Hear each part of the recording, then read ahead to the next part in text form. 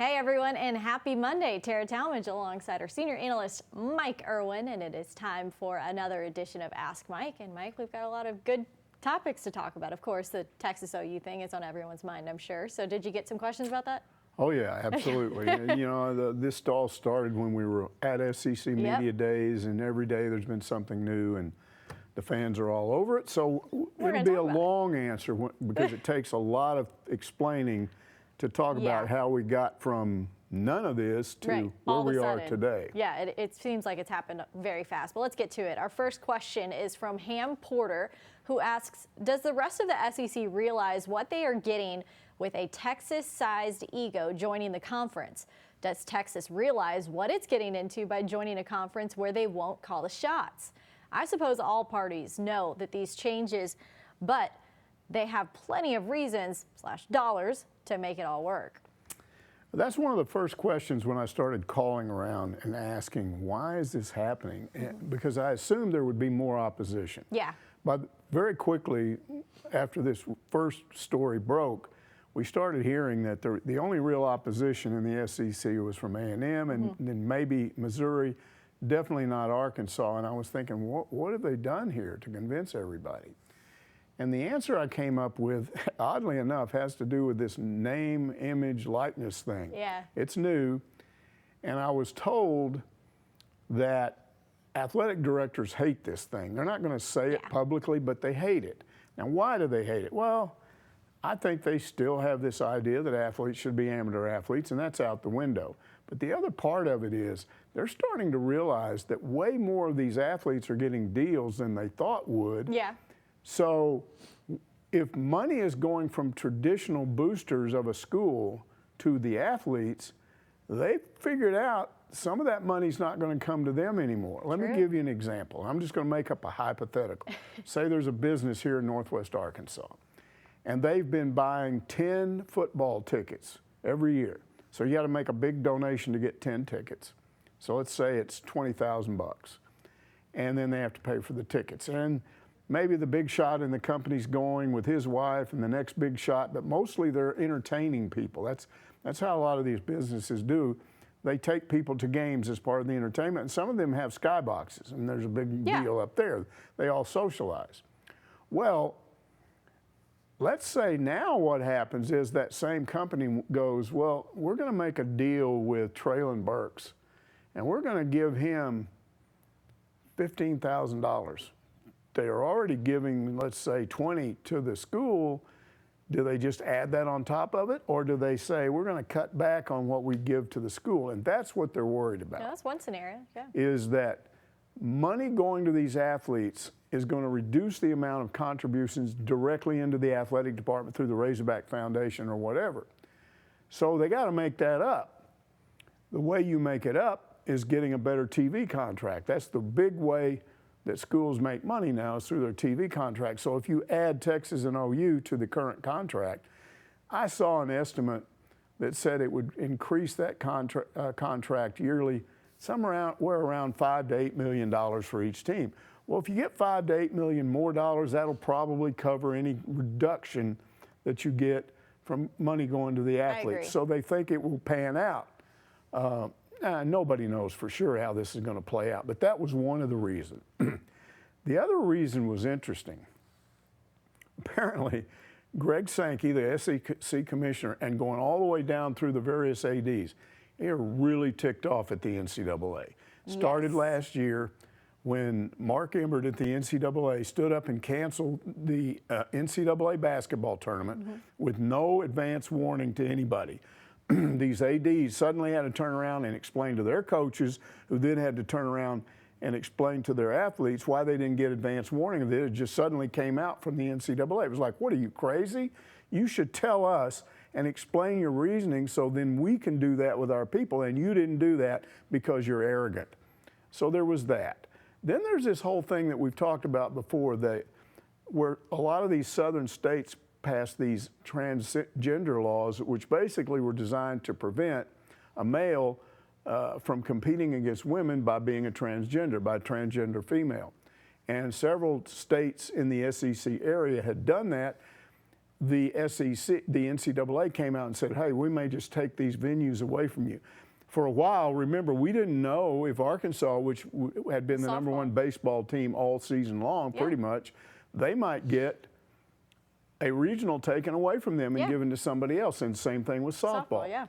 So we didn't know. The threat was out there. Now, it turns out they didn't do it, but they don't like the fact that an organization that is hired to administer college athletics starts bossing college athletics around and threatening them because of politics. I mean, think about it. What does the University of Arkansas have to do with a legislator if he decides to vote that? They can't stop him. Those people are duly elected by the people of Arkansas. And if they think that's what they should do, how is it any of the NCAA's business in terms of punishing Arkansas to do that? It's completely cuckoo. So they were mad about that. And then you get to this licensing thing, which I already talked about, the image. They're really mad about that, and they blame that squarely on the NCAA because they started years ago sending out these video games that had images of actual athletes and their number and putting them on these video games and getting money for the NCAA from it, and the athletes didn't get any money. They eventually got sued, and it was a long 20-year process, but it eventually led to what we have today. So it's another screw up by the NCAA. So what they think, the people I'm talking to think, is there's a long-term plan. First of all, I think the SEC believes now that they've expanded, they're going to expand more. And then the other 4 are going to expand, and the Big 12 is probably going to go away. It's all going to be absorbed, and you're going to end up with 4 conferences, 4 power conferences. They think that at some point, the SEC is going to go to the other 4 and say, look, it's not in our best interest to continue to be controlled by the NCAA, which is outdated, and we're tired of them. So let's get together, form a new athletic association, name it whatever you want. We'll have our own rules and our own way of doing things, and we'll have our own playoffs. And we won't have to run around worrying about a lot of these mid-major schools that vote against us on everything. Remember when Arkansas wanted, and some other baseball schools wanted that 3rd baseball assistant and they got turned down, voted down? That's less likely to happen now because you're not going to have schools like Louisiana Monroe voting against you because they can't afford things like that. So all of that went into this. Now there's also this. It's not clear how this is going to play out. Are you moving Texas and Oklahoma into the SEC West and moving Alabama and Auburn out? That's one theory. That's a good trade, to be honest with you. I think most Razorback fans, if they thought about it, would say, hey, that's a pretty good trade because Alabama's better than OU year in and year out. And is Auburn better than Texas? Right now they are. So it looks like a good trade. What about Texas controlling things? No, not in this league. Not in the SEC. They may be the big boy in that conference. They would just be one of a lot of big boys in this conference, and they start trying to boss people around. It's not going to happen. So that's not an issue. So the bottom line is competition. How is that going to be affected? Think about it. I've already said this looks like a better deal for Arkansas to play those 2 teams than the 2 teams that will probably be moving out. Now let's look at the real issue here, which I think, if you stop and think about it, if you're a fan. That's also just in football. If you're talking about like all the sports, that might not be the case. Well, in all the sports, Arkansas is more competitive anyway. I mean, you think anybody at that track, in those 2 track programs, are worried about Texas and OU? No, I don't. And in some of those other sports, which are being better and better and better every year. But here's the real issue, and you got to stop and think about this. For, 29 years, Arkansas has been without a true rival. For a while, LSU was, but what really happened? When A&M came into the conference, the SEC said, okay, Arkansas, you have to make Missouri your rival. Nope. That's never worked. But you're not going to have to tell Arkansas fans that OU will be your rival. They're right down the interstate. That's true. Our fans are going to go there. Their fans are going to come here. The states are right next to each other. There's going to be jabber, jabber, jabber, and it's going to turn into a big rivalry. I'm telling you. May not be like Texas OU, but it'll be big. No, I could absolutely see that. And then all of these youngsters that don't remember Arkansas and the SWC, and they're about to find out why Texas was hated in this state. Because here's what's going to happen, and this starts this year because they're playing in here. Their little yapping, nose up in the air fans are going to come up here. They're going to walk around going, I don't see what's so good about this place. I don't like Northwest Arkansas. And they're going to find fault with it. They're going to talk about it. They're going to make Arkansas fans mad. And then lots of horns down. 2 or 3 years after that, it's going to be horns down. Yeah. Let's get those guys. So you don't just get one rivalry. You're going to get 2 back. Yeah. And so that's going to generate interest with the fan base. I talked to a buddy I have in Lubbock just this morning. He said Texas Tech is devastated because their biggest rivalry game and moneymaker is Texas. Yeah. And they're not going to be playing them anymore. So they're losing a big money game. We're going to get 2 big money games. So when you add all this together, this is why almost everybody in the SEC was for this. And it still has to go to a vote as well before it We'll go to a vote, happens. but I think it's going to happen. Now, the other remaining issue is how fast. Now, the statement released Monday morning by Texas and OU was that they were going to honor the existing TV contract with the Big 12, and that goes through 2025. So that led a lot of people to believe, oh, well, this thing's not happening until 2026. Behind the scenes, most people are saying 2023, maybe 2020, probably not 2022, but 2023, and they'll buy out those other 2 years. And so they can come sooner. The Big 12 already put out their statement and said our 8 institutions. That to me pretty much they're says gone. It. They're gone. It's just a matter of how fast it happens. Exactly. So all right. That's all of so that. There's a lot to it, to say the least. Yeah. But our next question is from Roadrunner, who wants to know, when a football player transfers to another school, is there anything to keep him from sharing his old school's playbook with the new school? Is this a matter of concern to schools who have transfers out, especially to competitors? Well, look, I'm sure that when Mike Woods left, they made sure he didn't have the playbook that they gave him. And they probably get that back anyway. They don't let him have it permanently, I wouldn't think. But look, he could copy that at any point. Yeah. I mean, there's nothing really to stop you from doing that.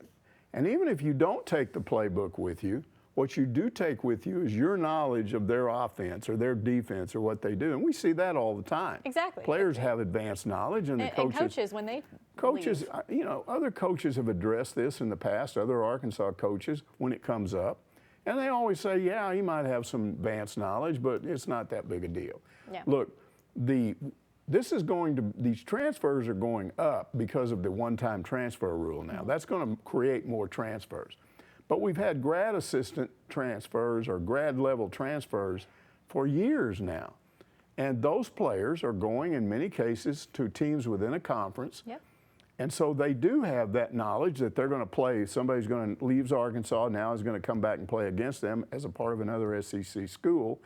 And yeah, they've got some advanced knowledge, but nobody's really complaining about it. And that tells me that it's not that big honestly, of an issue if you were losing games because of what they would consider spying, you know, espionage or whatever, then I think you'd have coaches complaining about it more. Agree. And there would be very specific penalties from the NCAA and all that, and you don't have any of that. So I don't think it's a huge issue. Yeah, and I don't think, you know, if they were going up against Mike Woods, they're going to run the exact same plays that Mike Woods ran. Like, it's just it's not how it's going to work. I just don't think, it sounds real scary, but I don't think it is. Yeah. All right, Alex Forhogs 88 says, back in 2008 when Houston Nutt returned to Fayetteville with Ole Miss, there was a rumor that he spat on the Razorback in the middle of the field. Do you believe that this was true or just a rumor that just stirred the pot? I was there, but I honestly did not see anything like that, but I definitely remember the rumor. Yeah, I remember the rumor too, and I remember kind of trying to figure it out. I was at the game. I didn't see anything like that. And, you know, you're watching before the game starts. That's when this supposedly happened, when he was out walking around before the game started. And then I went by, you know, I looked at the TV footage, but the TV footage doesn't show that part of the pregame anyway. Okay. So then I went around and tried to look at individual video that people shot. I didn't see anything like this. Here's the thing. That was a long time ago, but Houston Nutt was probably mad at certain boosters. You know, sure. Because he left and he didn't want to leave here. He was certainly mad at some media people, including me, so he wasn't happy with us. But he wasn't mad at the school. He wasn't mad. He would never spit on the hog. That's just, I agree. That's just something that he would not do. How do you say, how do you know? I just know him well enough to know that wasn't his issue. Yeah. He wasn't mad at the school. And look at today. I mean, he still comes around. You see him all the time. He comes into Little Rock and Northwest Arkansas occasionally. He's a Razorback guy. He's not an Ole Miss guy or some other place. So, no, that didn't happen. And you may not have liked him. That's your business if you didn't like him. But that was part of what was going on back then. It was just so crazy. There were all kinds of stupid rumors on both sides of that issue, the Malzahn side, the Nutt side, and most of them were incorrect because they were started by fans who were mad at one of those two guys, and that was a really dumb rumor. Well, I mean, also, you've been on the field before a game. They're athletes spitting all over the place. He could have done that, sure, So not knowing where he was at. And then just like, sure. It just happened to be in that But I didn't area. ever see any evidence that it happened. So, all right, next question. It comes from Racing Hog, who asks, with the news about Texas and OU, can you elaborate on why we left the old Southwest Conference? Well, it certainly didn't have anything to do with Texas being controlling, because if you go back to our other question, you know, controlling, telling everybody what to do. Oddly enough, if you go back that far, Texas, Arkansas, and A&M they tended to vote together on issues involving the Southwest Conference. When they have their meetings, all three of those schools would have things they wanted done, and they would get together and vote. They were getting outvoted by the other 5 conference schools. And that was absolutely one of the reasons that Frank left. He got tired of those smaller schools that didn't have anything in common with the bigger state schools. Voting down issues that were important to Arkansas. So that certainly was one of the issues. I think also it was about money, and not just the bigger TV contract. It was bigger then, but not as much bigger as it is now. It was mostly about live gate money, money you make off of people coming to your games. Okay. Because in the Southwest Conference, here's what you had. Arkansas goes to Rice, 15,000 people. Are you kidding me? 15,000 people. Arkansas goes to SMU. 16,000 people. You didn't have crowds like that in the SEC even back then. Vanderbilt was the smallest, and their crowds are generally around 30, 35,000. Once you get past that, most of them are in the 60 to 80 to 100,000 range. And Frank's sitting there thinking, first of all, live gate money is still more money. You get more than the TV revenue. So if you get all these bigger crowds, these teams would come in and be bigger draws. It's not just that you go to Rice and you get 15,000 people there. Let's say Rice comes here. 45,000, you know, that's not what you want. No. So he knew that these SEC teams, if Alabama comes in, Georgia, Florida, some of those teams, they're going to draw bigger than those Southwest Conference church schools certainly did, and schools like Baylor. So it was about money. And then the final thing I think it was about was officiating. There was, in those days, at an Arkansas game, even here, but definitely when you went to Texas, almost all the officials were from Texas. I think, now they may have changed this later on, but at one point you couldn't be from Arkansas and do an Arkansas game.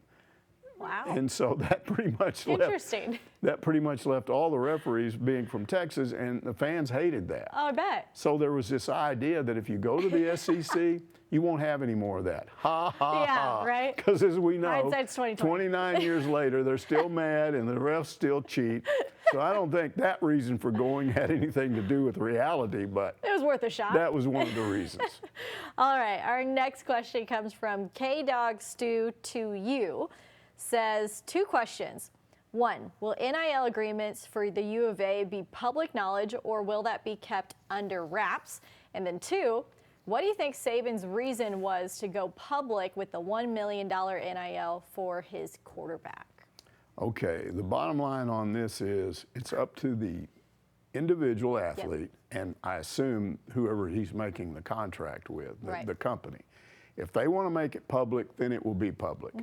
If they don't want to make it public, it can stay. And I'm talking about obviously you know who you're making a deal with because you're promoting that company. But the details. Right. If I start saying I'm now promoting this barbecue joint, they know what I'm doing. Let's get our deal with rights. Yeah. So you got a deal. You know that they have a deal with that company. Yeah.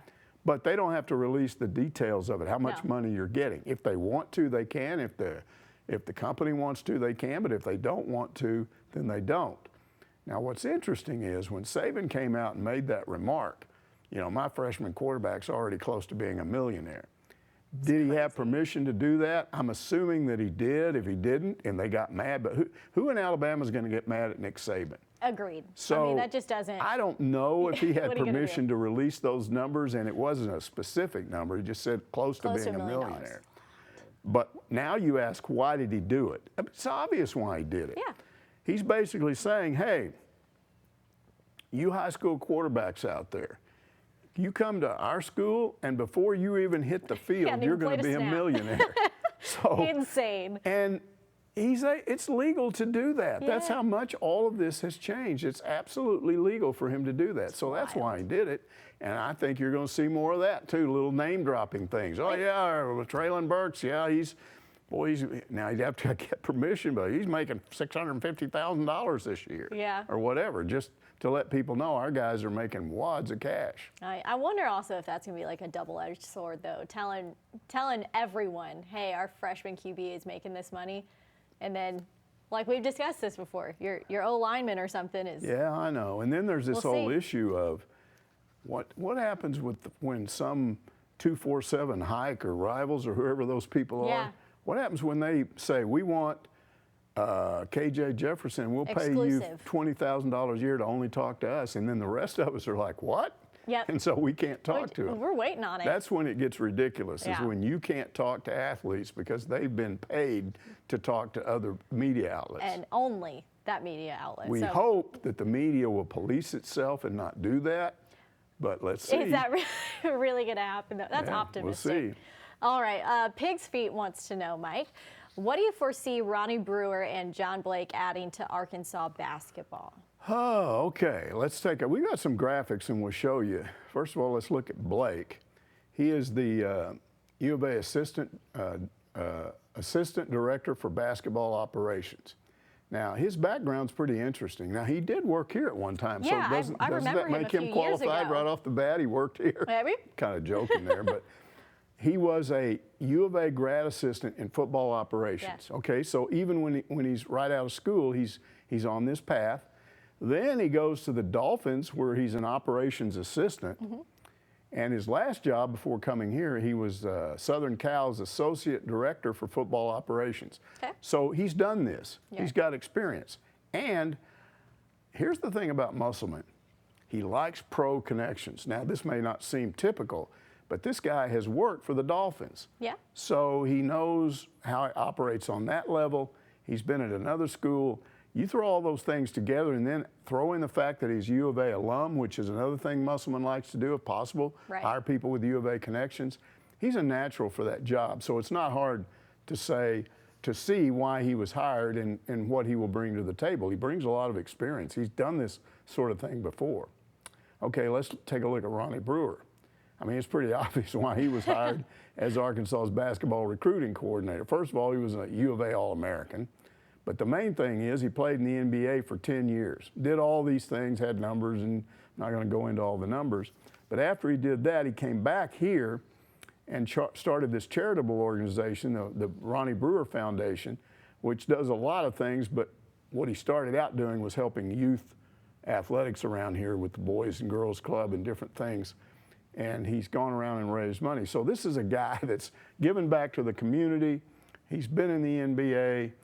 And if he's your recruiting coordinator, he's just one more guy that Musselman has hired who you can say, look at all these pro sports stats. And he can talk to Arkansas players while they're here. Yeah. You know, let's say some guy's thinking about coming out next year, the year after, whatever, and he's going around trying to figure out, he can go to Ronnie Brewer, and Brewer can talk to, hey, this is my experience. So it's really cool. Yeah, there's no deep, dark secret as to why he was hired.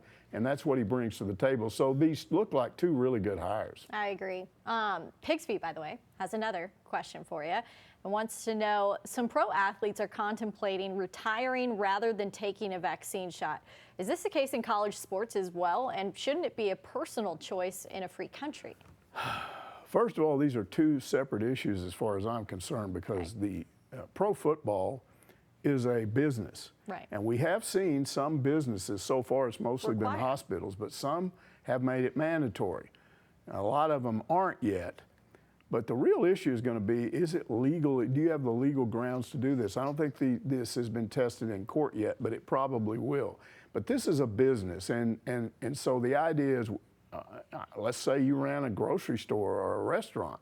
You don't want anybody working in there that might get it and spread it to your other employees, so you make that a requirement. Yeah. That is not unusual. Now let's go to colleges. Again, I talked to Hunter Yurachek 2 or 3 weeks ago, and he said, we are not going to require it. It is mandatory. But there's a reason why I think it can, and I don't know of any other colleges so far that have said you got to do it. It's mandatory. I haven't heard of any. Now, but there's a reason why. Because unlike in the NFL or other pro sports, when you're on a college team and you want to win, there's more camaraderie. There's more like guys in the locker room going, hey man, I got my back. Well, I'm kind of scared of this thing. Yeah, but come on, we got to do this. Because what happens if you get this and all of a sudden we get knocked out like North Carolina State did? No one wants to be the NC State. So come on, man. So here's what happens. They're not forcing you to do it, but your teammates are putting enormous pressure on you. So look at Arkansas, for instance. At SEC Media Days, Sam Pittman said they were at 89%. It's probably over that now. And the story I got talking behind the scenes was they think it might be close to 100% by the time the season starts. So I think that 89% is higher than when you and I talked to Hunter Yurachek prior to that. Yeah, so it was lower than that. It's going up. I think they don't have to force it in college because the peer pressure does it. The teammates do it. You know, I still think there's Auburn, I think, was at 60% at SEC Media Days. You wait and see where it is when the season starts. It'll be up over 80%, I promise you. Yeah. And so they don't have to do that because, again, pro athletes are different. I can see a pro athlete say, I'm not doing it. Well, most pro athletes already have a lot of cushion to fall back on money-wise. They've got money, so and they're fine. it's like, this is my life and my business, and you're not telling me what to do. So you can't rely on that in professional sports, and I can see why they're, and I don't know that they're actually forcing them yet. The last thing I read was, I can't remember the team, but they were going to make you wear a little yellow wristband at practice if you're not vaccinated. So everybody kind of stay away from you. Oh, that guy may have it, you know. I don't know. It's just a form of intimidation probably, or trying to force you into it. But again, those are two separate issues, a business as opposed to a university. Agreed. All right, Lanny says, what's the deal with these SEC vaccination rate numbers they're pushing? There's a PGA golfer that got vaccinated twice, and he's tested positive for COVID 2 different times since. Is there really much difference between a 60% vaccination rate and 80% if you can still get it? Yeah, I don't know how they came up with that 80% number. Yeah. But here's what it means. Let's talk about what it means first. If you're above 80%, it changes the protocols. Remember last year when they tested 3 times a week, and then if you got it, everybody you came into contact with got contact traced, and then all of a sudden one guy having it knocks 9 guys out of a game. Right. If 2 guys have it, all of a sudden 15 are out of a game, and then you're not playing. Well, hopefully they're trying to prevent that this year because there's no built-in wiggle room. If you can't play a game, you forfeit that game. So now what happens is if you're above the 80% vaccination rate number, there's no automatic testing. They don't come in every week and go, okay, it's Monday, let's test everybody. They don't test anybody until somebody gets sick. So let's say a player gets sick and he comes to the coaches and says, oh man, I've got these symptoms. Okay, they put him aside, they test him. Well, let's say he tests positive. Then what they will do is quarantine him, and then with this new variant, you got to take the doctor part of it a lot more seriously, because with this new variant, people are getting sick more often. So you might have to send them to the hospital, or you might have to put them under a doctor's care. But they are the only ones that get removed as a result of that. They don't go contact trace everybody that's been around it. And then if somebody else does it, they will do it with that person. But you can see where if they're just doing it with people that test positive, you don't get these wild numbers that go from 2 to 9, from 3 to 27. Yeah. And so the likelihood of games being forfeited goes down. And that's why it's important to get above the 80% rate. Now, this is complicated. Look, COVID has been so hard to figure out all along. I've talked on this show over and over, and some people have gotten mad, said you're not a doctor. I'm not a doctor, I just repeat what I've read, and I read all the time about this. Here's the problem with this new variant. Yes, you can get vaccinated and you can still get it. You can get it twice.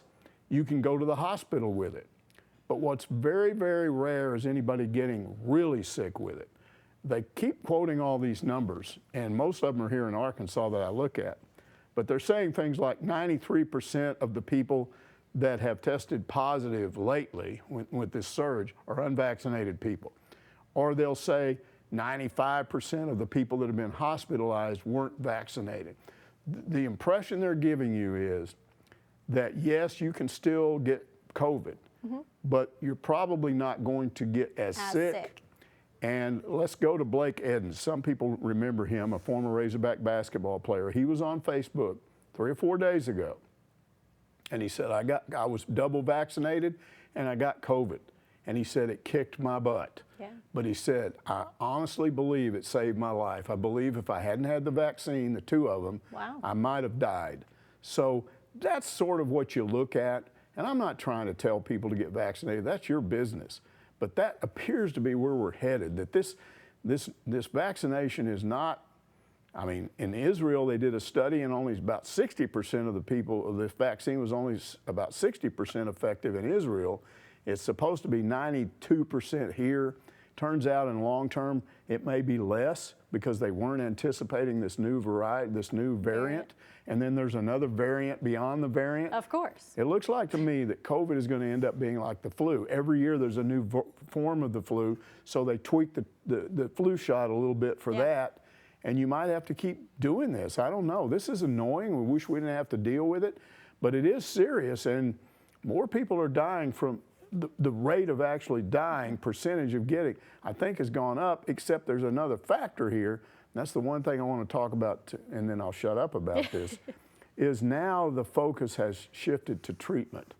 Because they've got some treatments. Remember all the controversial treatments? Oh, Trump said hydroxychloroquine. No, people can die from that. Well, that went on for about a year. But now they've gotten some treatments, one of which I think is already approved, and another one looks like one of them is called monoclonal antibody treatment. And it's I think a drug that they've come up with that mimics what happens to your body when a virus hits you. And it sticks to the virus and kills it. The problem with that is if you wait too long and it's already given you pneumonia and lung problems, you may be able to kill the virus inside of you, but you may end up dying because of what it did to you. So with some of these treatments, they're still saying, don't mess around if you get sick, go get treated. But I think that's the ultimate answer beyond vaccines, is developing the ability to, okay, I got COVID, okay, now give me this treatment and I'll be okay. So I think that's the ultimate answer rather than just always worried about vaccinations. Well, we've got a few more questions, so let's get to them. Razorback Redneck has kind of a similar question. With COVID cases going up dramatically in Arkansas, could this derail full capacity crowds for football season? Well, there's been no indication from the U of A that anything has changed, but we're still, 6 weeks out, something like that? Yeah. So a lot could change, and the thing you have to keep an eye on is these numbers keep going up. Yeah. Up and up and up and up. So here's what I can just kind of speculate on. If it gets bad enough, you may see a mask mandate come back. In other words, yeah, you can come to our game, but you got to wear a mask. If it's even worse than that, they might say, okay, we're going to temperature check anybody that comes in here. Just kind of like last season? Yeah, just to make sure you're not sick when you come in here. And then the final step might be if it was really bad, they might require you to show, here, I'm double vaccinated. You walk through and that's easier than a temperature check. Look, here it is. So they might require that. The final step would be what we had last year, which would be a reduced crowd. I think they will do virtually everything they can to avoid that. I agree. And here's why. It's okay. You go through one of those, and I did a whole 5-part series on how they survived it. But let me tell you, it took a lot. And if they hadn't gotten that $23 million borrowed from the SEC against future TV revenues, and by the way, that future money is part of that too. Yeah. You get more money, it helps you pay that back quicker. If they hadn't gotten that, there would be some money problems here right now. So you go through another season with reduced football crowds, I'm not sure what happens there. It will cause an enormous budget crunch. So I tend to think they're not going to reduce crowds, but they might do all that other stuff. Yeah, and I also think it would have to do with the SEC in general if they felt the need to pull back a little but bit. each individual state determines that, just like last year. And there were protocols from Arkansas, from the governor's office. So, and I know that the governor has been under pressure. A lot of people have been trying to get him to reinstate that mask mandate.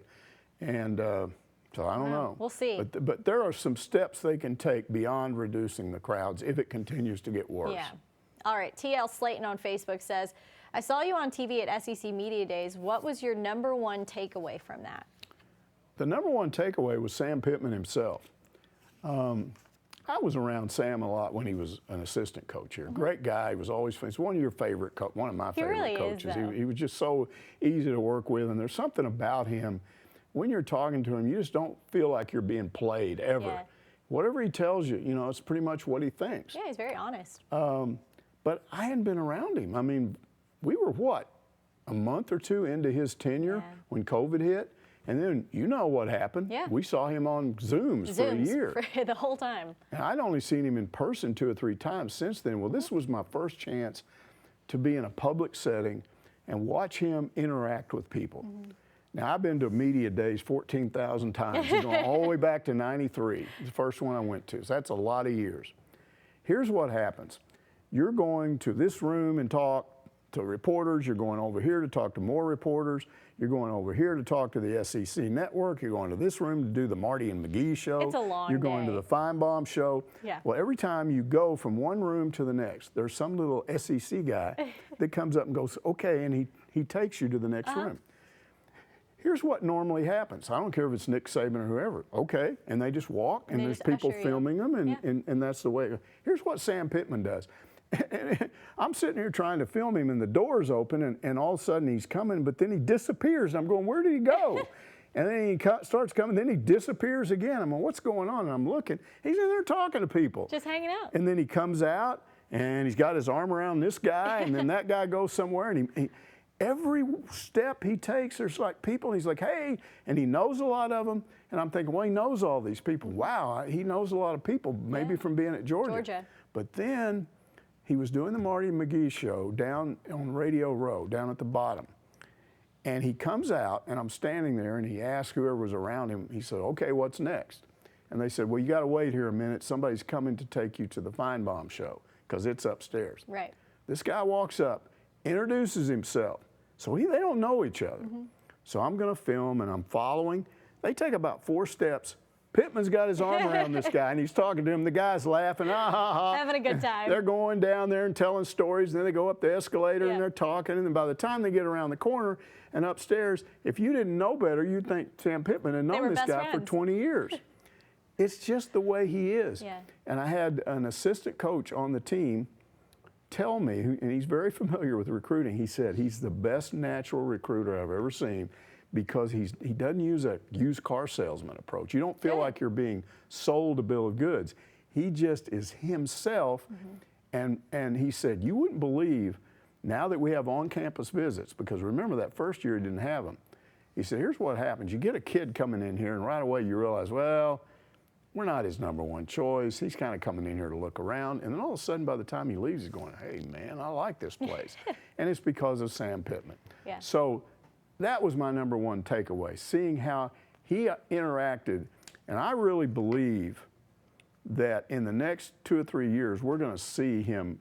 And I would add this, too. While he was talking in the big room around a lot of the writers, they asked him about what he took away from his time with Kirby Smart at Georgia. He said, the #1 thing I took away from that is, if you want to win in the SEC, you have to recruit, recruit, recruit, and recruit. Yes, you need to coach, but you got to recruit first. And we saw in the changes that he made in his staff, at least 3 of those changes had to do with recruiting. He wanted a better recruiter. So I think you're going to see in the next 2 or 3 years, Arkansas getting recruits, and they do those recruiting rankings, and Arkansas is typically like 28th or something like that. I think you're going to see that go up every year. I really believe they're going to be a top 10 type recruiting program very quickly because of him and the way he does things, and the fact that he surrounds himself with recruiters. That would be awesome. All right, Boss Hog says, Georgia Southern looks like a trap game to me, particularly if we beat UT and before playing Texas A&M. Do you think that Coach Pittman will have the Hogs ready? Well, first of all, there's 20, how many seniors? 22, something like that, 23 seniors. There's over 20 of them. Anytime you have an experienced team like that, you reduce the chances of a game like that, because usually those big upsets happen to younger teams where, you know, a player gets all excited. We beat these guys, we're great. And older players know that's not the case. So I think the players themselves and the maturity you have and the leadership you have on this team will prevent that. But the bottom line is, Sam Pittman's not going to let it happen. This is not Chad Morris coaching this team anymore. He's not.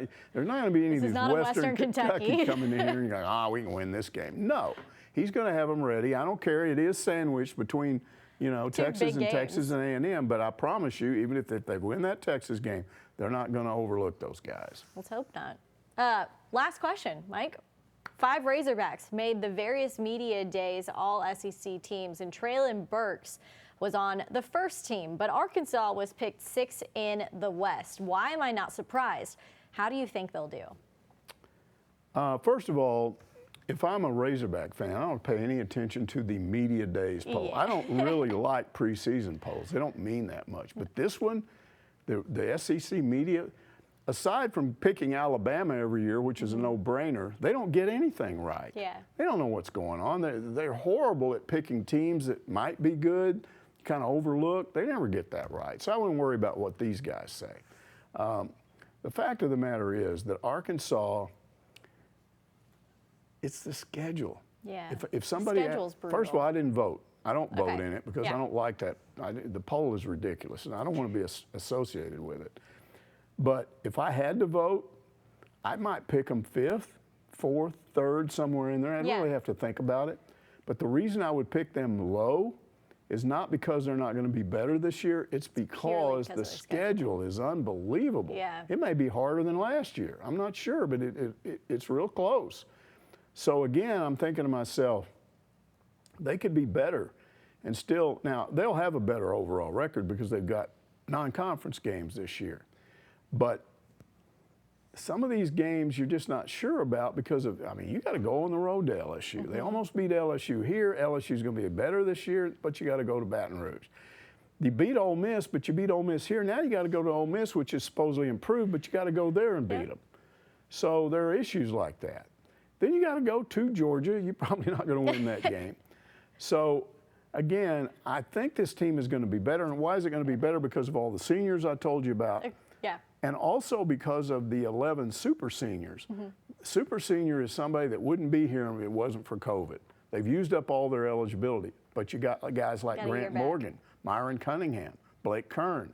These are all starters that are going to be back who would have no shot at being back otherwise. That, I think, is going to have a big impact on this team. The offensive line is bigger, more experienced, and I think all of the starters are back. And then they've got depth that they didn't have last year. So the offensive line is going to be bigger. I think they're going to run the ball more, and I think by running the ball more, it's going to help the passing game and help Pete Burks not get sacked every time. Because last year when Felipe got sacked, a lot of times he had obvious passing situations.